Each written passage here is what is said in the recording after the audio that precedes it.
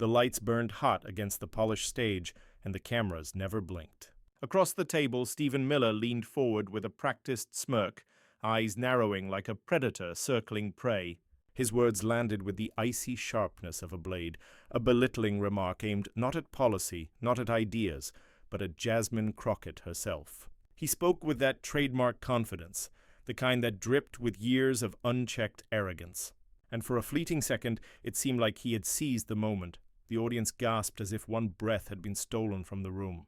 A ripple of discomfort rolled across the hall, cutting through the silence that followed. Phones shot up instantly, recording, streaming, clipping. On Twitter, hashtags flickered alive in real time. TikTok feeds carried the moment within seconds. Across the nation, millions watched with raised eyebrows, jaws tightening at the casual cruelty delivered on live television. Miller basked in it. He straightened his tie with the faintest flick of the wrist, savoring the discomfort, convinced he had cornered his opponent. For him, this wasn't just a debate. It was a stage for domination. His eyes darted to the crowd, scanning for approval, for signs that his calculated jab had landed. He thought he saw it: nervous chuckles, stiff applause, the uneasy laughter that too often follows a bully. But at the other end of the stage sat Jasmine Crockett. She didn't flinch. She didn't fumble for notes or rush to respond. Instead, she leaned back, calm as a steady flame against a storm. Her gaze never wavered, her silence louder than his insult. The cameras, sensing the drama, tightened their focus on her expression, unreadable, unbothered, quietly powerful. In living rooms across America, viewers leaned forward, waiting. Would she take the bait? Would she stumble under the weight of a remark designed to belittle everything she stood for? Miller believed the game was his to control, but he had made a fatal mistake. He mistook silence for surrender, composure for weakness. He mistook dignity for fear. In that moment, Stephen Miller thought he had won. But what came next would flip the script and leave him humiliated. And as the crowd shifted in uneasy anticipation, no one realized they were seconds away from witnessing the kind of exchange that doesn't just trend for a night, it echoes for years to come. The cameras didn't just capture a debate that night. They captured a nation staring at itself in the mirror. Beamed into living rooms, bars, college dorms, and airports, the broadcast was more than a clash of personalities. It was a collision of two visions for America, and millions of viewers knew it. The polished backdrop, the branded banners, the rows of studio lights, all of it looked like another panel discussion. But beneath the set design, something heavier hung in the air. Questions of identity, power, and belonging. Stephen Miller walked onto that stage with the aura of someone who believed the stage itself belonged to him. His resume carried the weight of White House credentials, and his reputation preceded him. To his supporters, he was the sharp architect of an uncompromising worldview. To his critics, he was the smirking face of exclusion, the man who turned policy into a weapon against the vulnerable.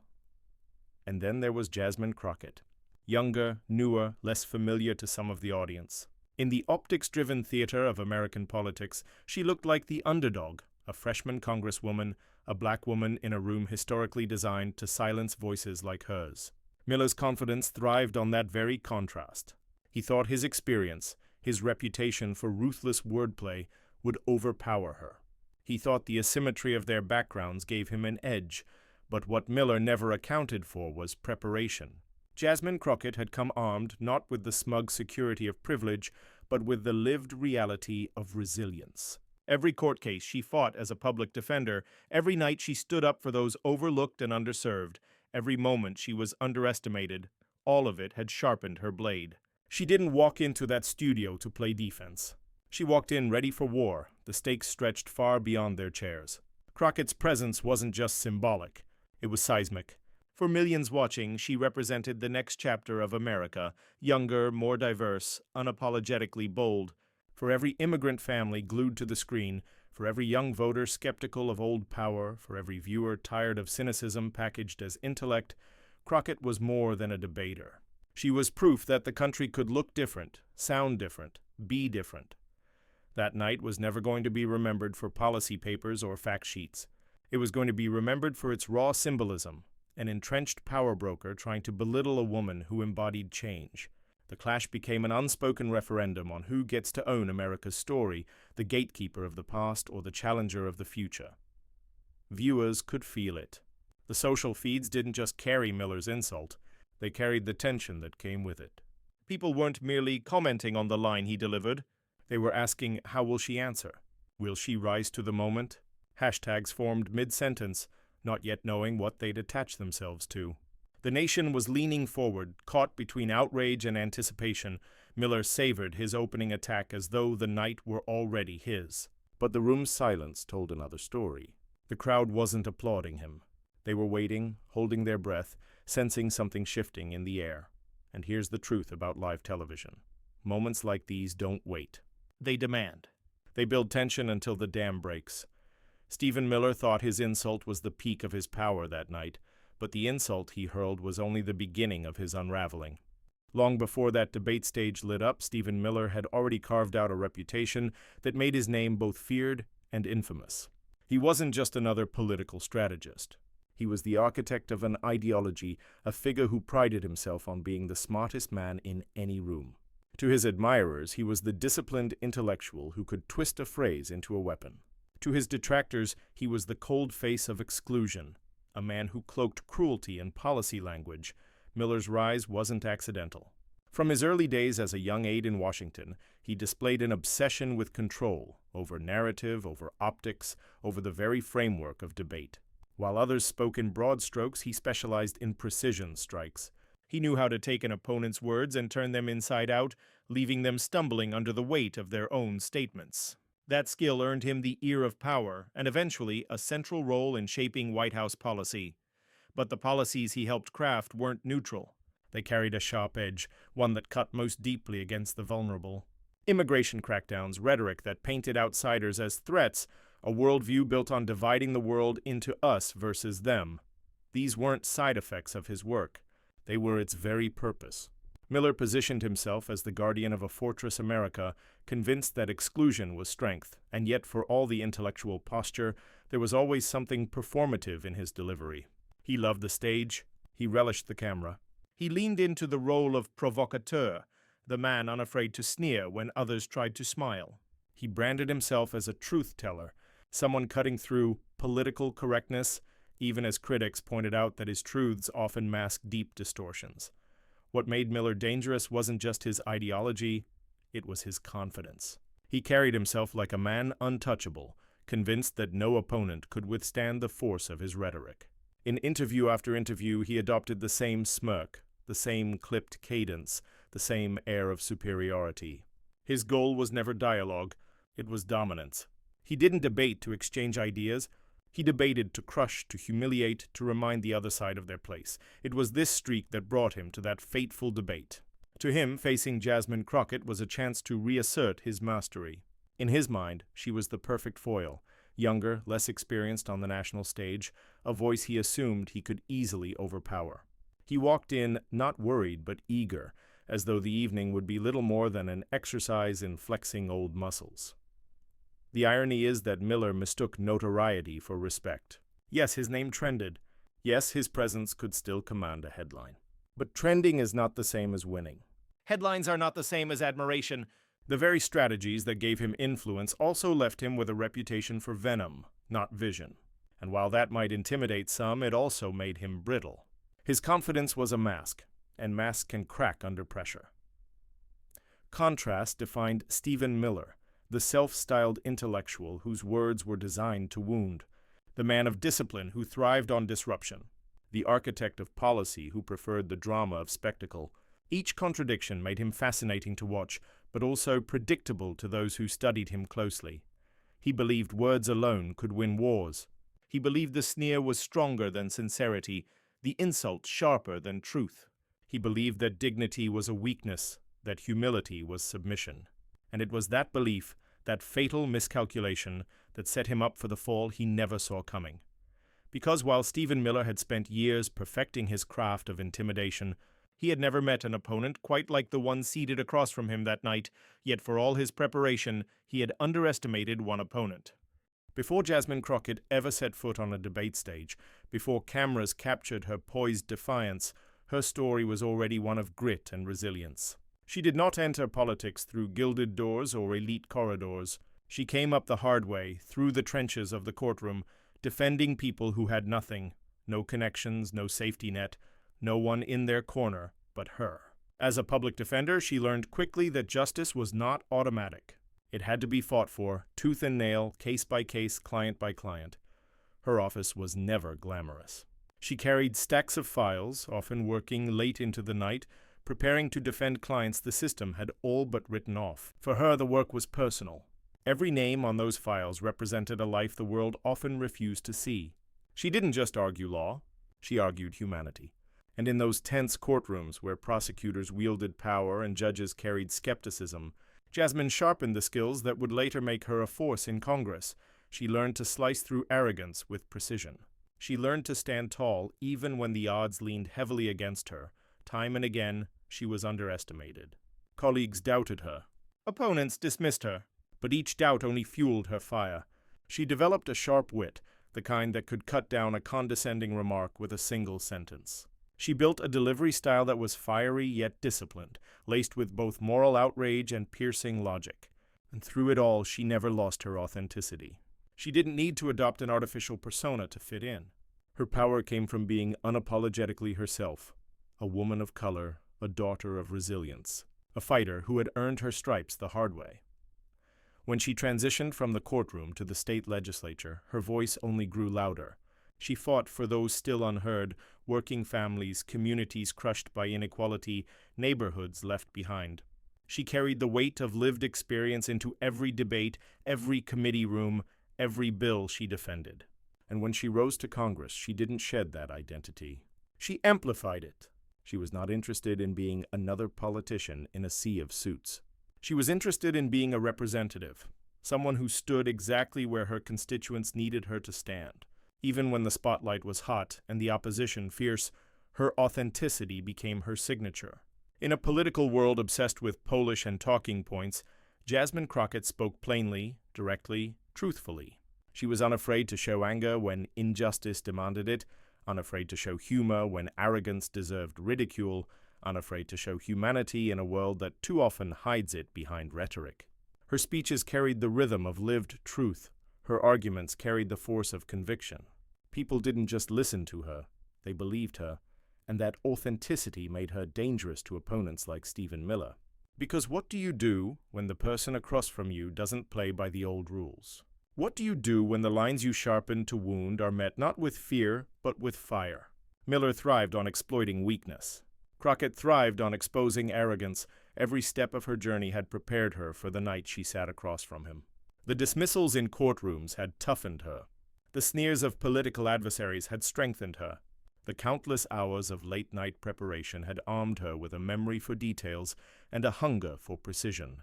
Her wit, her resilience, her authenticity, all forged in the crucible of real struggle, were the very qualities Miller could never anticipate.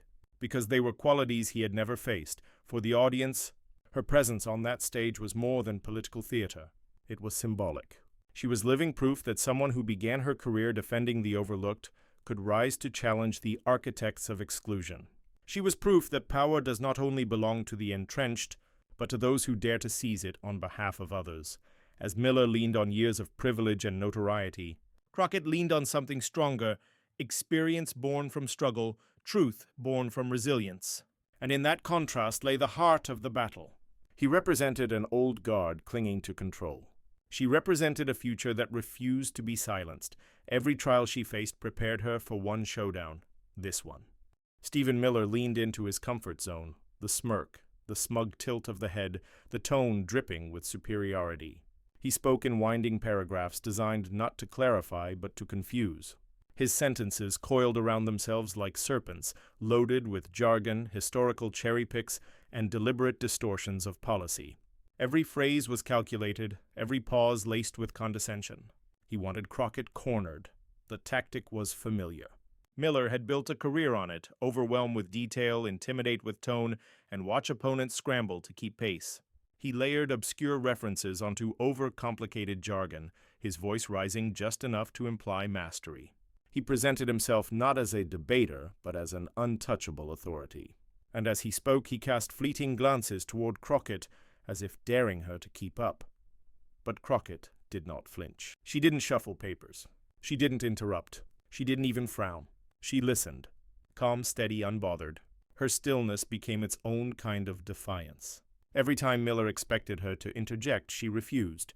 Every time he hoped to see her squirm, she remained composed. It was the silence of someone who had heard arrogance before, survived it, and learned patience was the sharpest blade. The audience, however, shifted in their seats. They weren't sure how to read it. Miller's delivery carried the weight of confidence, and some in the room began to wonder, was he gaining ground? The more he piled on, the more suspense thickened. His words filled the stage like smoke, choking, disorienting, impossible to pass but hard to escape. And Miller fed off it. With each sentence, his smirk widened. He believed the silence meant victory. He believed Crockett was lost, drowning under the tide of his verbosity. To him, this was the kill, but to those watching closely, a different tension was brewing. Crockett's stillness wasn't weakness. It was power.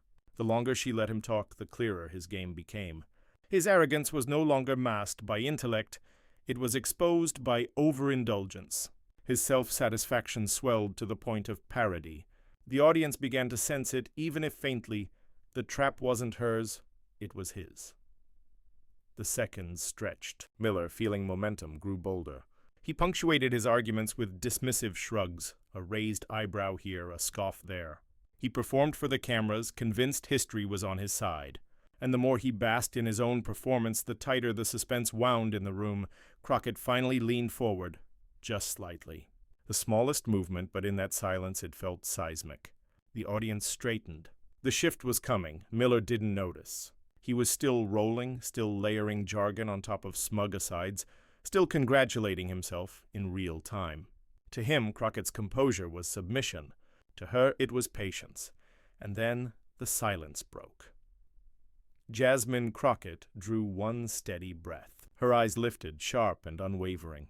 Her presence suddenly expanded, filling the space that Miller's words had tried to dominate. The audience leaned in, hearts caught between anticipation and release. And then, with one steady breath, Crockett unleashed the words that froze the room. The silence hung thick, almost electric. Stephen Miller had just finished one of his long, winding soliloquies, smirking as though he had sealed the debate with a bow.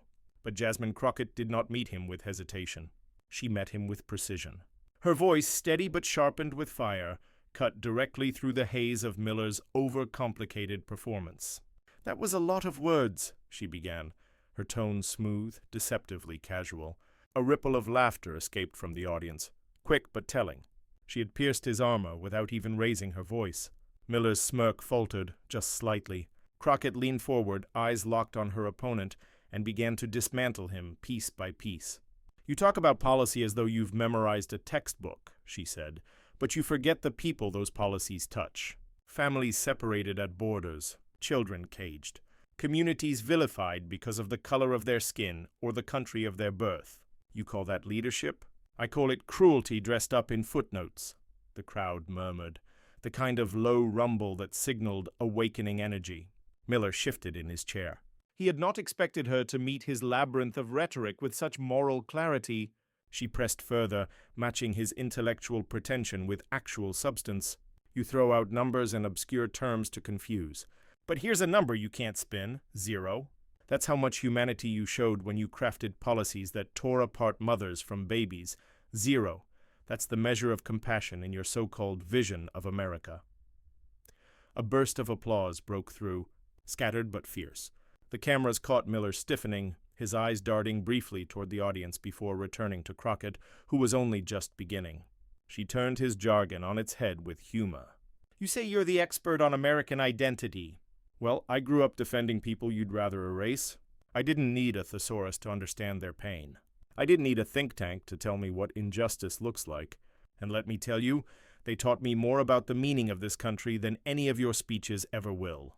Laughter now, warm, rolling, joined by applause. Miller's lips tightened. His smirk was slipping into a grimace. Crockett's rhythm built, each sentence delivered with the cadence of a lawyer in closing argument, each point a deliberate strike. She shifted from humor to cold, undeniable fact. "You claim your immigration policies made America safer. But every credible study shows crime rates among immigrants are lower than among native-born citizens. You claim you strengthened borders, but what you really did was weaken trust, turning this nation against itself. You brag about law and order, but you forget justice and equality. The audience erupted, clapping, nodding, voices echoing approval. Miller blinked rapidly, forced to sit there as her words cut deeper. His composure, once untouchable, now wavered. And Crockett wasn't done. She leaned back slightly, her delivery now calm, surgical. The truth is, Mr. Miller, you built your career on fear. Fear of difference, fear of progress, fear of the America that is already here, young, diverse, resilient. And the irony? That fear makes you small. Because the country you claim to protect has already outgrown the cage you tried to build around it. A roar filled the room. Applause thundered, cheers punctuating the air. Miller tried to interject, raising a hand, but the sound swallowed him whole. Crockett lifted her voice above the applause, commanding attention. You look at people like me and you see a threat, but what you really see is the future. And the future doesn't ask permission from the past. It arrives whether you like it or not. Her tone sharpened, every syllable deliberate, carrying the weight of generations. So here's the reality. Your chapter in American history is one of division and cruelty. But chapters end. And when the story of this country is told, your name will not stand as the author of its greatness. It will be remembered as a footnote in the rise of those you tried to silence. The audience leapt to its feet. Standing ovation. Applause echoed, shaking the walls of the hall. Miller's smirk, the trademark mask of arrogance, had vanished entirely. His eyes darted downward, his jaw set, his silence louder than any rebuttal he might attempt. And then came the line, the mic drop moment, the strike that would echo beyond the debate stage. Crockett leaned in, her eyes steady, her voice crisp. You tried to write me off? Tonight I wrote you out! The crowd exploded. Cheers, applause, shouts of affirmation. It was the sound of triumph, of vindication, of a hero landing the blow that no amount of smugness could shield against. Miller sat frozen, the cameras capturing every flicker of discomfort on his face. His performance was shattered, his veneer dismantled. Crockett had not only beaten his argument, she had stripped it bare, revealed it as hollow, cruel, and desperate. The ovation rolled on, and Crockett did not need to add another word. She had said enough. She had landed the strike that mattered. And as the applause finally began to settle, the narrative was clear. The underdog had turned the tables. The villain who entered with confidence left with silence. And the hero, prepared by every trial of her life, had stood her ground and won. But the night was not over. Because humiliation, once it begins, only deepens. And Miller, rattled, could not resist one more desperate attempt to claw back control. The unraveling had only just begun. The moment Jasmine Crockett delivered her final line, "You tried to write me off. Tonight I wrote you out." The debate hall thundered with applause. But outside those four walls, another storm was already gathering. Within seconds, the clip was everywhere. Phones lit up like fireworks, notifications buzzing as millions replayed the moment over and over. On Twitter, hashtags ignited almost instantly. Yas Crockett crushes trended within minutes, followed closely by Miller meltdown. Users paired the tags with GIFs, screenshots, and slow-motion replays of Miller's face as his smirk dissolved into stunned silence.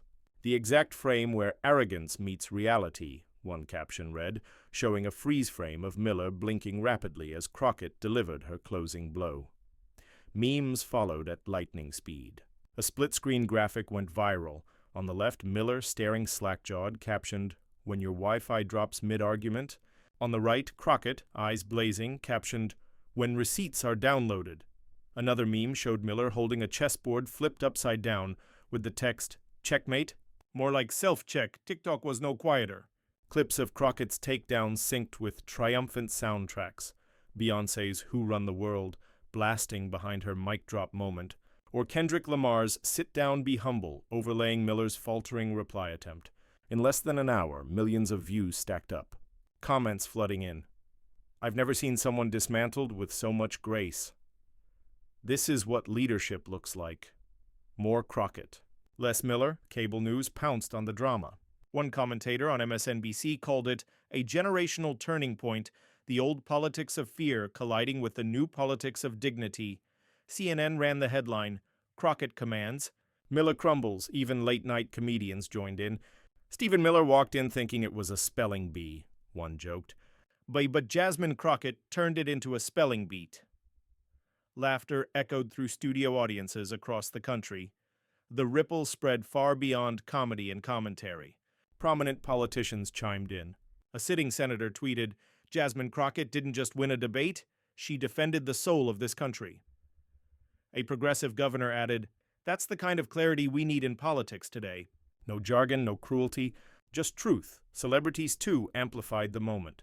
Kerry Washington reposted Crockett's clip on Instagram with the caption, "Queen Energy," John Legend wrote, "This is why representation matters."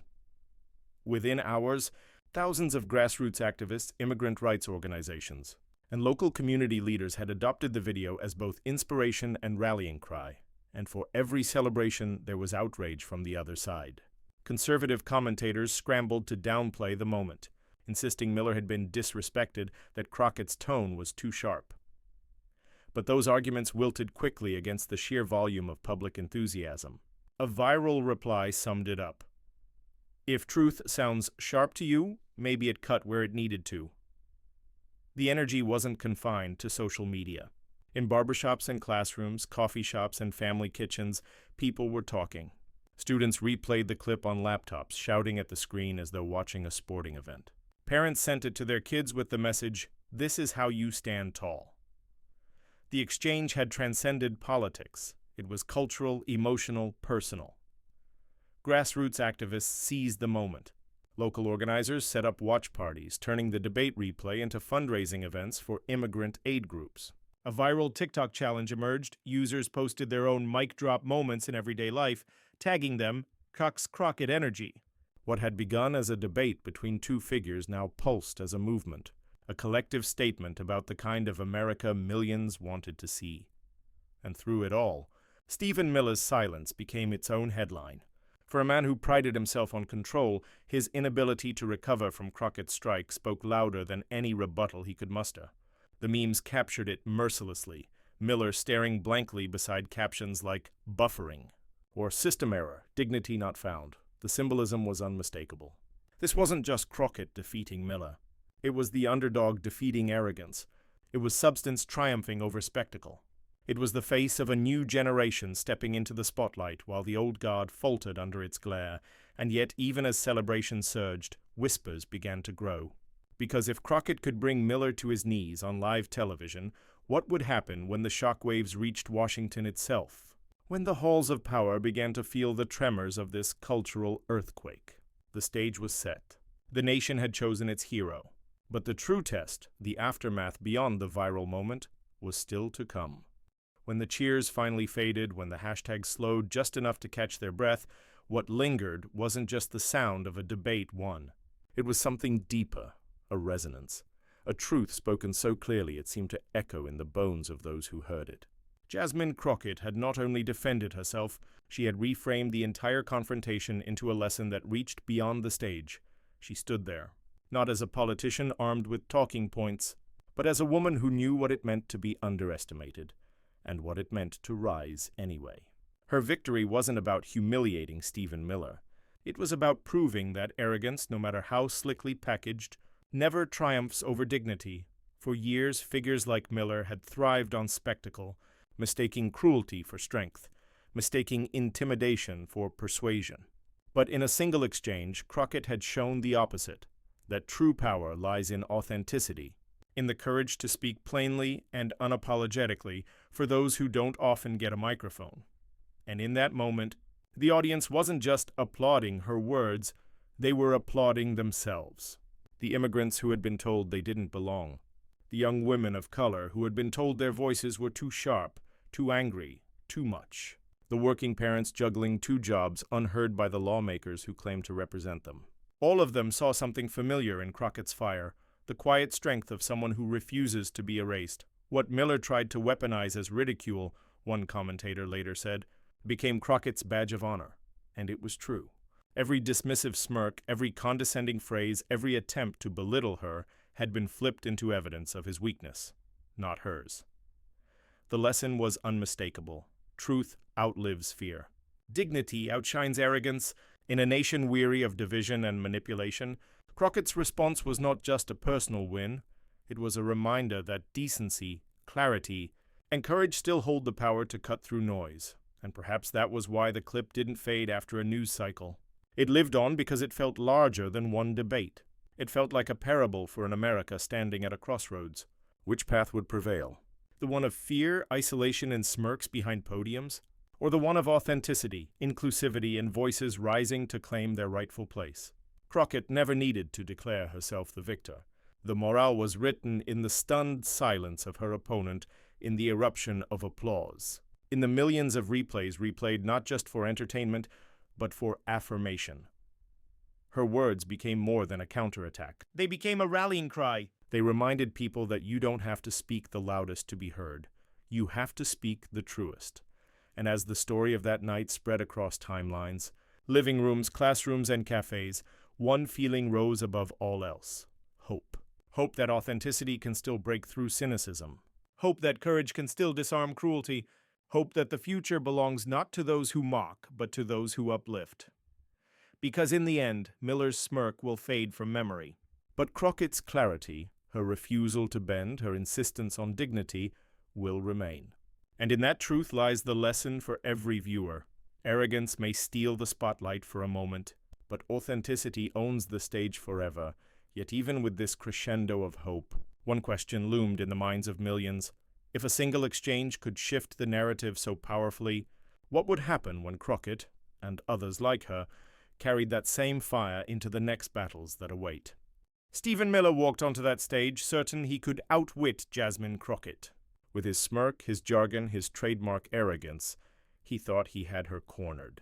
But what he never accounted for was her resilience, the sharpness of her mind, the steadiness of her voice, and the weight of truth she carried with her. And in the instant she turned his insult into her victory, the regret etched across his face told the whole story. This wasn't just a clash of personalities. It was a clash of values. On one side, elitism, cruelty, fear. On the other, courage, service, and integrity. And when the two collided, dignity stood taller. Crockett's victory wasn't measured in applause or trending hashtags alone. It was measured in the reminder she gave to millions watching that ridicule cannot erase authenticity and arrogance cannot outshine truth. And that's where you come in. If you felt the spark of that moment, if you saw yourself in Crockett's fire, her composure, her refusal to bow, then don't let it fade here. Subscribe. Share this story. Add your voice to the chorus standing with leaders who transform ridicule into resilience. Because the louder we amplify those voices, the harder it becomes for arrogance to dominate the stage.